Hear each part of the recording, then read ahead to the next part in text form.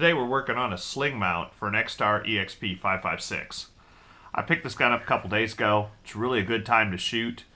Makes a lot of noise. It's fun. It's really popular. The problem with it is, like most AR pistols, it really needs a single point sling to make it practical. I know Extar makes a single point sling, and I've looked into that piece. It fits back here on the back. I wanted a little bit different sling mount for some of the slings that I use. So I'm going to mount a Magpul Mo sling mount on here. This is a metal clip onto the back of this. Essentially, the Extar has this lower receiver piece, and it has this extra piece on the back here that is the back half of the recoil system for the upper. The recoil system uses a spring to return the bolt with a gas impingement, etc. What we're going to do is we're going to utilize this bolt that's already here to mount this sling mount back here. We have a couple of hurdles we need to get over. The first thing we need to do on these Magpul Mo's, these are made to go into a fore-end, and they've got two little nubs right here, one here and one right here, that keeps this mount from rotating when you have the sling on it. We're going to take those mounts and grind them off with a Dremel tool, and then what we're going to do is we're also going to drill this hole out a little bit bigger to accept the sizing of this bolt that's in the back of the Extar.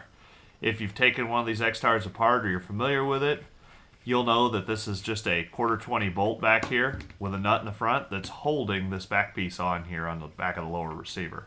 So we can take this out, and this is going to be pretty easy to replace that. This is a pan head screw. It's about 1 inch long.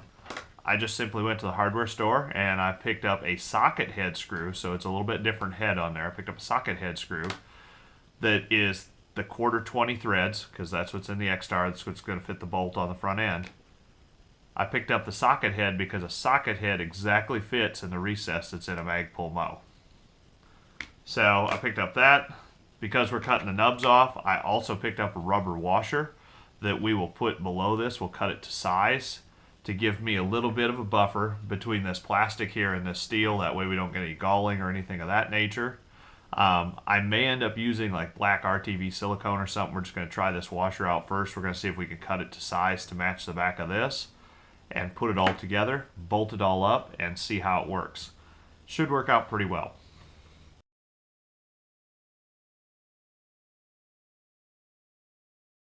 Okay, we've cleaned this piece up. You can see we've taken both of these little nubs off. We cut them off with a cutoff tool, and then we sanded the area smooth. I'm going to re-blue the back of this so we don't get any corrosion or anything in behind there later on in when the use of the firearm and everything. If we get it wet or something, I want to have this all nice and blued and nice and clean back there and a finish on it, so this part stays good for many years. After cutting off the two nubs right here and here, we were left with some shiny silver stuff, so I quickly re-blued that. And also, as you can see, I bored this hole out to 1/4 inch so that it will fit our replacement screw here. You can see how that fits in there, fits down in that recess real nicely. It's going to be a really good clean fit.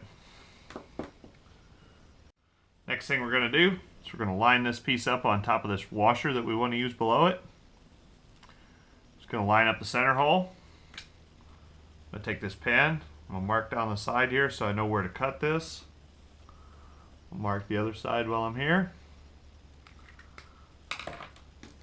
And then we will cut this rubber washer to fit. After trimming everything up, you can see we have a washer that is the same shape as this. It's trimmed neatly around the edges, so it'll fit real good. It'll make a good buffer between this plastic and this metal piece so we don't have any kind of marking or galling on this receiver. And the last step is simply to just put it all together. Let's take our new 1/4-20 bolt, a rubber washer, and insert it through the back here.